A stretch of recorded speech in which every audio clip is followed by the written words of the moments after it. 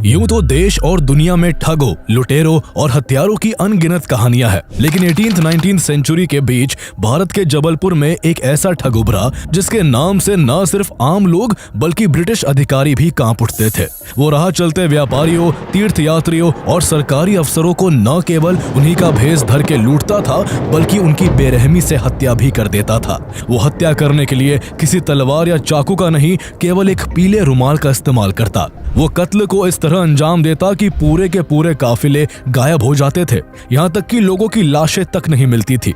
उसके खौफ का यह आलम था कि लोगों ने झांसी, ग्वालियर, जबलपुर और भोपाल की राह से गुजरना ही बंद कर दिया था। जहाँ से भी वो गुजरता गलियां सुनसान हो जाती और उसका नाम सुनते ही लोग घरों में दुबक जाते। वो खौफ और मौत का दूसरा नाम था।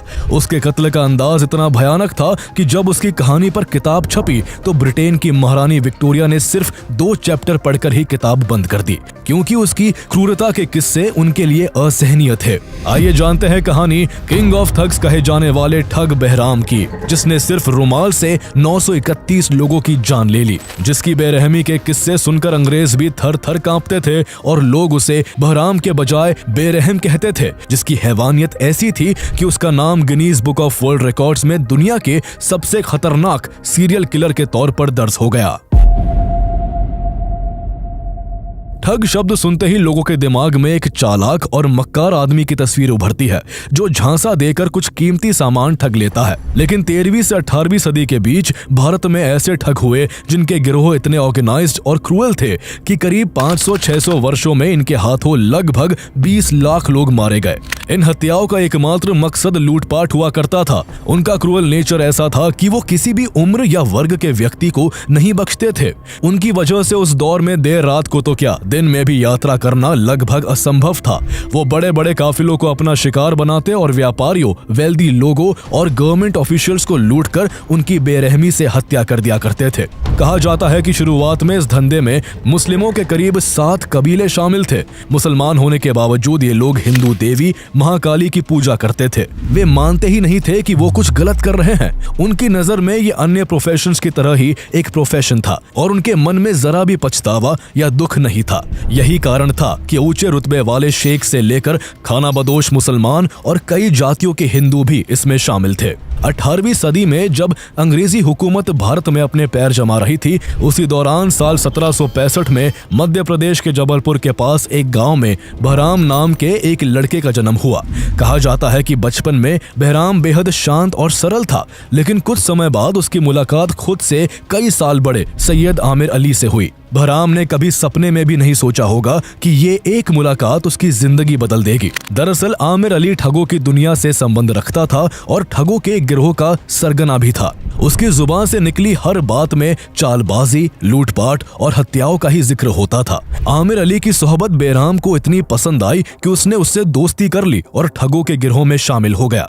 आमिर अली ने उसे अपने गिरोह के सबसे खूंखार और अनुभवी ठगों के साथ रहकर काम करना सिखाया। बहराम ने चुपचाप उनके तरीके सीखे। वो देखता था कि कैसे ये लोग मासूम व्यापारियों और राहगीरों का विश्वास जीतते हैं, कैसे उनके साथ मीठी मीठी बातें करते हैं और फिर कैसे पल भर में ही उनकी जान ले लेते हैं। बहराम को ये सब एक कला की तरह लगने लगा और वो दिन रात ठगों के गिरोह के बीच गुजारने लगा। एक शाम घने जंगल के बीचों बीच लगभग 40 हट्टे कट्टे लोग घेरा बनाकर महाकाली की एक बहुत बड़ी मूर्ति के सामने खड़े हुए थे। उस घेरे के बीचों बीच 25 साल का बहराम भी खड़ा था। तभी उस झुंड का सरदार बहराम के सिर पर हाथ रखकर बोला, अंग्रेजों ने हमें ठग का नाम दिया है, पर हम उससे कहीं ऊपर की चीज है। ये सब काम हम सिर्फ इनके लिए कर रहे हैं।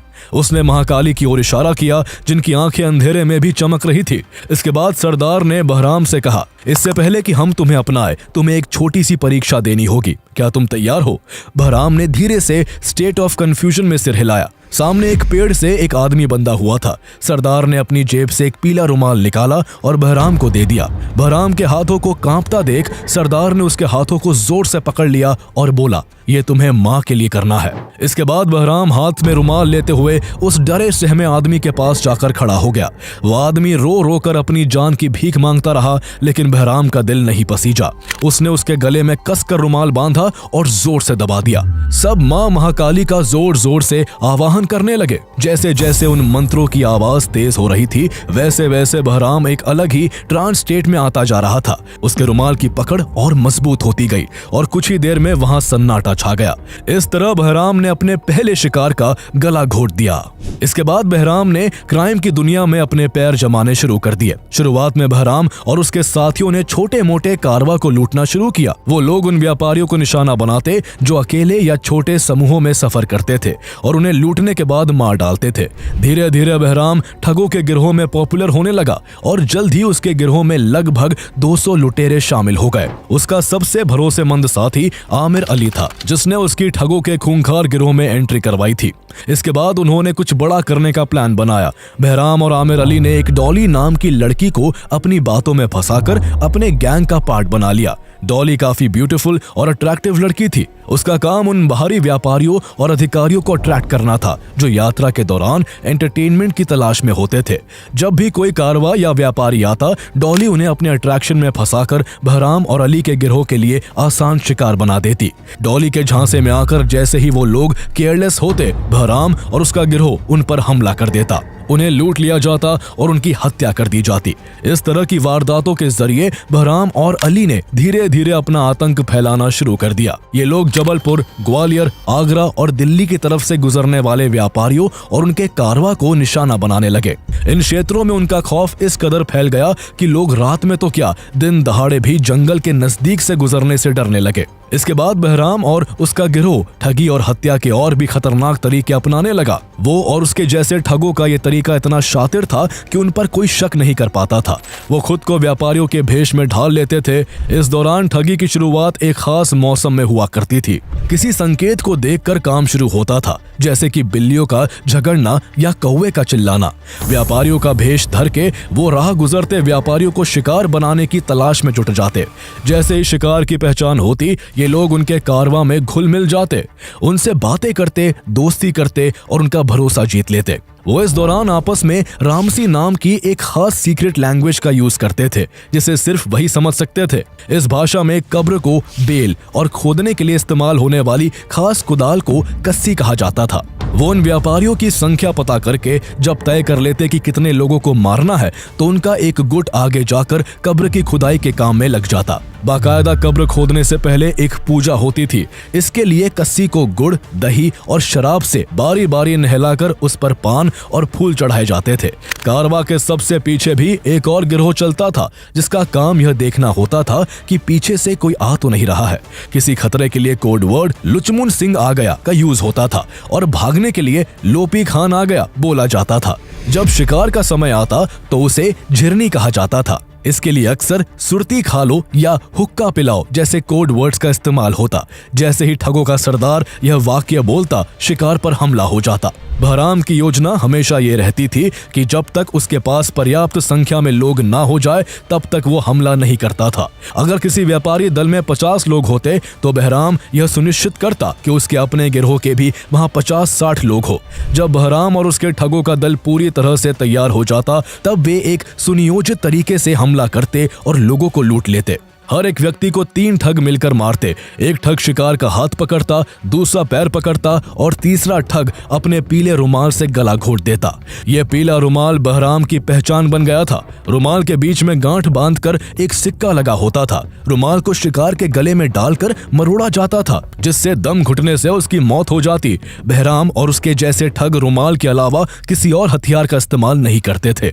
लूटपाट के बाद बहराम मरे हुए लोगों की लाशों को ठिकाने लगाने में भी उतनी ही सतर्कता बरतता। लाशों को कुएं में फेंक दिया जाता या फिर नदी में बहा दिया जाता। इसके अलावा अक्सर शवों को जंगलों में भी दफनाया जाता था। इस दौरान शवों को एक के सिर की तरफ दूसरे का पैर वाली तरकीब से कब्रों में डाल दिया जाता था, ताकि कम से कम जगह में ज्यादा लाशें आ सके। लाशों को कब्र में एक के ऊपर एक डालकर उसके ऊपर झाड़ियां लगा दी जाती थी, ताकि कोई निशान न बचे। इस तरह ये लोग पूरा का पूरा कारवा गायब कर देते थे, फिर खुद भी गायब हो जाते थे और किसी को भनक तक नहीं लगती थी। बहराम इतनी चालाकी से राह गुजरते व्यापारियों को इसलिए अपना शिकार बना लेता था क्योंकि उसकी तैयारी काफी पुख्ता होती थी। लोकल ट्रेडर्स से उसकी गैंग का बहुत अच्छा संबंध था। ट्रेडर्स उन्हें पैसे और सामान उधार देते थे ताकि जब ये ठग व्यापारी का भेष धर के किसी अन्य व्यापारी को लूटने जाए तो उनके पास सही सामान हो और वो ऑथेंटिक लगे। जब ठग लूटपाट करके वापस आते तो वो इन लोकल ट्रेडर्स को उनके हिस्से का पैसा दे देते थे। इस तरह कई स्थानीय व्यापारी भी इस गिरोह के एसोसिएट बन गए थे और व्यापारियों को लूटने में उनकी मदद करते थे। इस तरह ठग बहराम को ठगी और ठगी की आड़ में हत्याएं करते हुए 10 साल हो गए। इतने समय में उसने न केवल व्यापारियों का भेष धर के व्यापारियों को लूटा बल्कि उसने अलग अलग रूप लेकर सरकारी अफसरों और यहाँ तक कि तीर्थ यात्रियों को भी लूटा और उनको अपने पीले रुमाल से मौत की नींद सुला दिया। वो और उसके ज्यादातर ठग कई भाषाएं, गाना बजाना, भजन कीर्तन, नाथ कवाली और हिंदू मुसलमान दोनों धर्मों के तौर तरीके अच्छी तरह जानते थे। वो जरूरत के हिसाब से तीर्थ यात्री, बाराती, मजार के जायरीन या नकली शव यात्रा निकालने वाले बन जाते थे। इस तरह से बहराम का नाम डर का पर्यायवाची बन चुका था। वो ठगों का बेताज बादशाह कहलाने लगा था। लोग केवल उसका नाम सुनकर ही सिहर जाते थे। राहगीरों में उसका खौफ इतना ज्यादा हो गया कि लोग उसे बहराम की जगह बेरहम कहने लगे थे।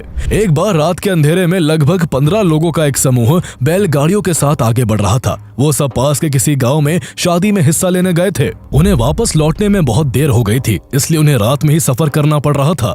हर किसी के दिल में एक अनजाना डर समाया हुआ था। उन्होंने उन बेरहम ठगों के बारे में सुना था और वो जानते थे कि इतनी रात को सफर करना कितना खतरनाक हो सकता है। तभी घने जंगल के बीच सड़क पर उन्हें एक घायल और खून से लथपथ आदमी दिखाई देता है, जिसे देखते ही समूह के लीडर ने बैलगाड़ी रोक दी। उस घायल आदमी ने दर्द से करहाते हुए पानी मांगा। वो लोग बैलगाड़ी से उतरकर उसे सहारा देकर बिठाते हैं। पूछने पर वो शख्स अपना नाम सुखराम बताता है। उसने बताया कि डाकुओं ने उसे लूट लिया है और उसकी पत्नी को भी साथ ले गए हैं। ये सुनकर सभी डर से कांपने लगे। एक नौजवान ने डरते हुए पूछा, क्या वो ठग वही था जो हम सब सोच रहे हैं?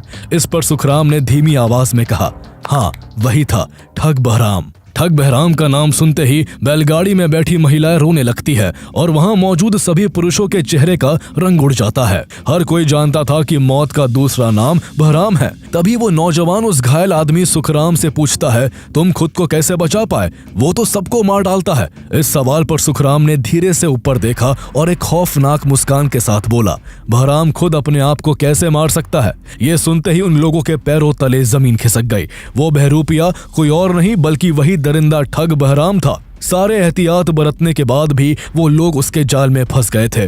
बहराम ने सियार की सी आवाज निकालते हुए जोर से चिल्लाना शुरू किया। तभी अंधेरे जंगल से उसके साथी बाहर निकलने लगे। खून के प्यासे वो सारे डकैत उन यात्रियों पर टूट पड़े। कुछ ही मिनटों में उस कारवां पर सन्नाटा छा गया। आदमी, औरत, बच्चे कोई भी नहीं बचा। उन्हें लूटने के बाद बहराम और उसके डकैतों ने कब्रें खोदकर एक एक करके सारी लाशों को उसमें फेंक दिया।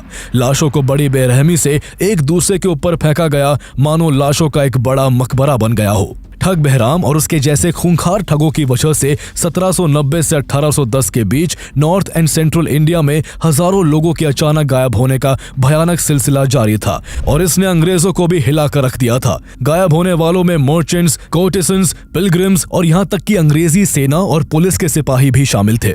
इन घटनाओं ने ब्रिटिशर्स के लिए कड़ी चुनौती खड़ी कर दी थी, क्योंकि गायब होने वाले लोगों का कोई भी सुराग नहीं मिल रहा था। न ही घटना के बाद कोई लाश मिलती थी और न ही कोई गवाह मिलता था। जांच करने पर यह पता लगा कि लोग मेनली दिल्ली, जबलपुर, भोपाल और ग्वालियर जैसी जगहों से गायब हो रहे थे।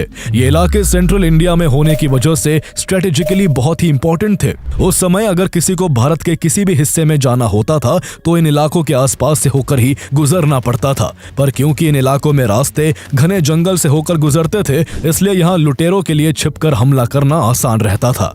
इस वजह से ब्रिटिश अथॉरिटी के सामने ये एक बड़ी चुनौती थी कि आखिर इन लोगों पर काबू कैसे किया जाए। सबसे हैरान करने वाली बात यह थी कि जब अंग्रेजों ने इस मामले की जांच के लिए इन इलाकों में अपने जासूसों को भेजा तो वो भी मिस्टीरियस तरीके से गायब हो गए। यहाँ तक कि इस गिरोह का पता लगाने के लिए भेजी गई सैन्य टुकड़ियां भी कभी वापस नहीं लौटी। इससे अंग्रेजों को जल्द ही यह एहसास हो गया कि ये कोई नॉर्मल क्रिमिनल गैंग नहीं है और इससे पार पाना काफी मुश्किल काम है।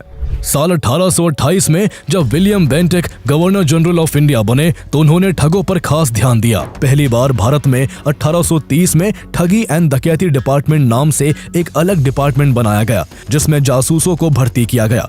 खास बात यह है कि आगे चलकर यही ठगी एंड डकैती डिपार्टमेंट इंटेलिजेंस ब्यूरो या IB के नाम से जाना गया, जो आज भी भारत की एक इंटेलिजेंस एजेंसी है। इस डिपार्टमेंट की बागडोर इंग्लैंड से आए एक special British officer captain William Henry Sleeman को सौंपी गई। वो इस तरह का काम करने में एक्सपर्ट माने जाते थे। कैप्टन विलियम स्लीमैन ने काम शुरू कर दिया। उन्हें पता लगा कि जिन रास्तों पर ये घटनाएं हो रही थी उनमें जबलपुर सबसे महत्वपूर्ण लोकेशन थी, इसलिए विलियम स्लीमैन ने अपना ऑफिस भी जबलपुर में ही बनवाया। बड़े ही स्विफ्ट तरीके से काम करते हुए उन्होंने सबसे पहले जासूसों के एक बड़े ग्रुप को इस पूरे एरिया में डिप्लॉय किया। उन्होंने ठगों को पकड़ने के लिए दिल्ली से जबलपुर तक फैले रास्ते के आसपास पड़ने वाले जंगलों को भी काट दिया, ताकि ठगों के पास छिपने की कोई जगह न बचे।